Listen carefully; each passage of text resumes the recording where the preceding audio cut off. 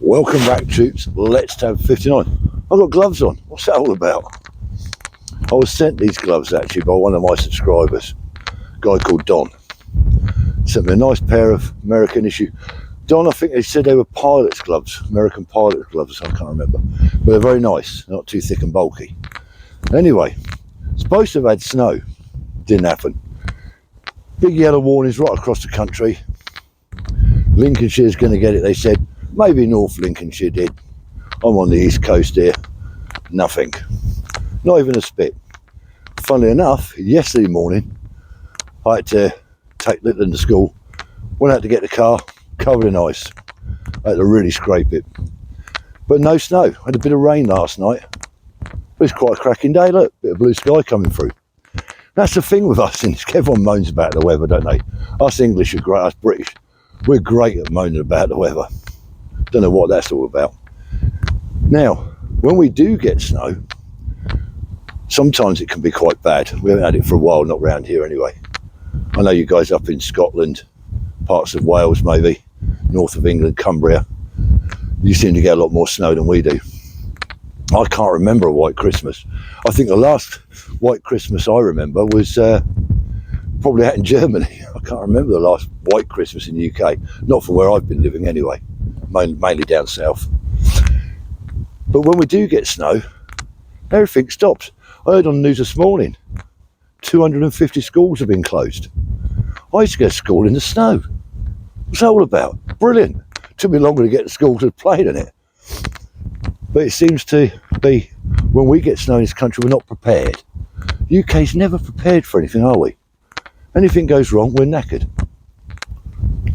But out in Germany, when I was stationed out there, and of course, you people that have been to Germany or stationed in Germany, you'll remember the winters we used to get out there in northwest Germany. They were quite harsh, and quite long winters as well. And we got a lot of snow. And we used to go snow clearing. I bet some veterans can remember doing a bit of snow clearing, all lining up with picks and shovels, somebody with a trailer, 1/4 ton trailer or so with a load of grit on the back, and we gritted all the roads, cleared all the paths around camp. It took ages.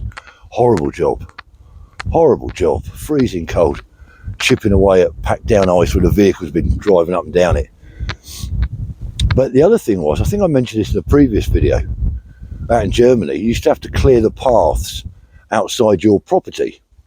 So if you had a house or whatever it was, you were responsible for that bit of path outside your house. It had to be cleared by a certain time, I think.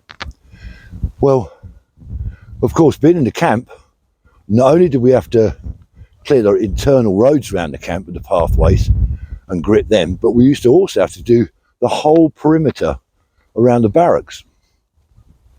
That was a job and a half, clearing that lot. But of course, we had the manpower. I don't remember being in UK in the army and us ever having to do that. Tell me if I'm wrong, but I don't remember in the UK, if we got a lot of snow, we went out and cleared the snow ourselves around the camp anyway. We might have done it inside the camp, but I don't remember going around the perimeter of the camp and doing it. That's a council job, isn't it, I suppose. But let me know. But we're never prepared. And when you see that in Germany, as soon as it snows, all the snow plough, all the kit comes out. They got some kit, the Germans, didn't they? They come out, roads were cleared, paths were cleared by everybody. Massive operation, all the proper snow plough and gritters. Don't seem to get that here.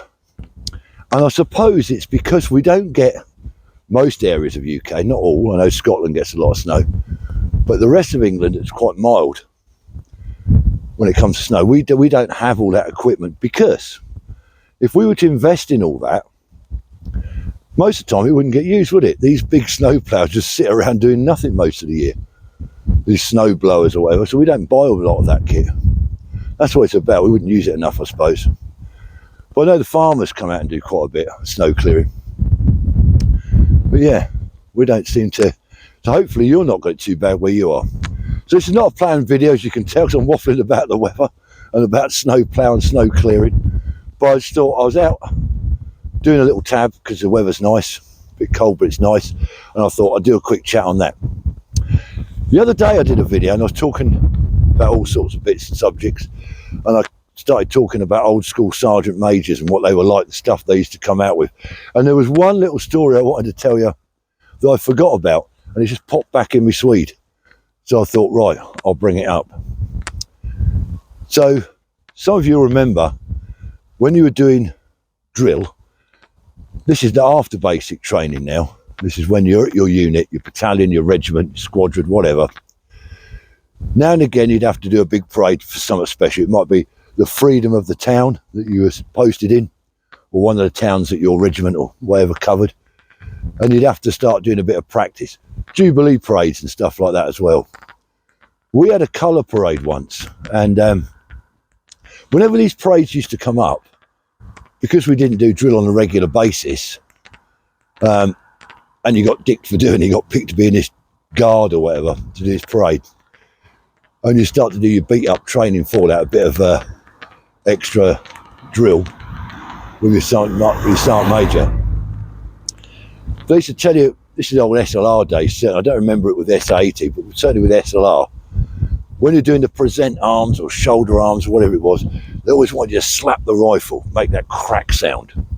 And one of the things we used to do, we was told to do, was to get your combination tool on the SLR, this is, and just loosen off the handguard.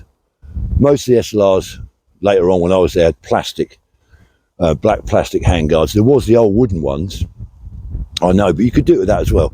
And you just loosened the little screws off, not so it'd fall apart, but just loosen them a bit so that when you slapped your hand going into the present arms or something, you cracked your hand on the fore end of the rifle, it would make that crack sound. I remember us doing that, which was a bit strange, I suppose. But we had this old school sergeant major, I can't remember his name. We were going to do a colour parade. I think it was an anniversary of something. It was actually at Bassingbourn, the Queen's Division, the Queen's Regiment. And we had to do this. We had our colours on parade. So we had the colour party and the RSM and all that. And we had a guard at the front marching and a guard at the back with the colours in the middle.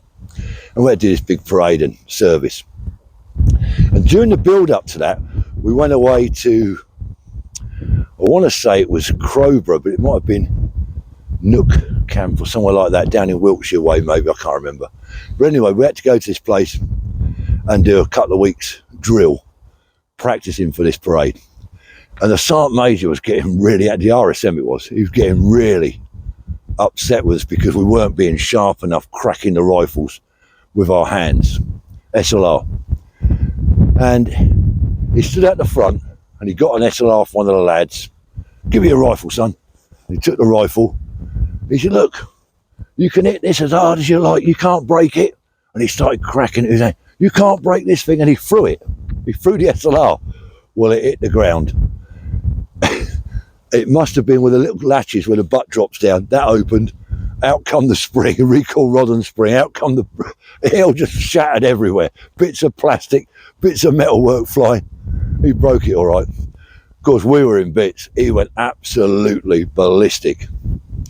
But I meant to mention that the other day. "You can't break this." Look, launched it, it broke. He must have felt about that big. Just a little story just come in my mind, like things do. Anyway, nice to see Nobby. See Nobby out one of his videos the other day. I think he put it up yesterday. He done an 8 miler, bless him. Some of you will know Nobby, you've seen his channel. If not, go along to it and have a look. Just recovering from a stroke he had earlier, bless him. And he's building his strength back out. He's done a lovely tab yesterday, talking about bits and pieces. And he managed an 8 miler. That is really good going, Nobby. I'm sure you'll agree, those of you who've seen it. He's done really well.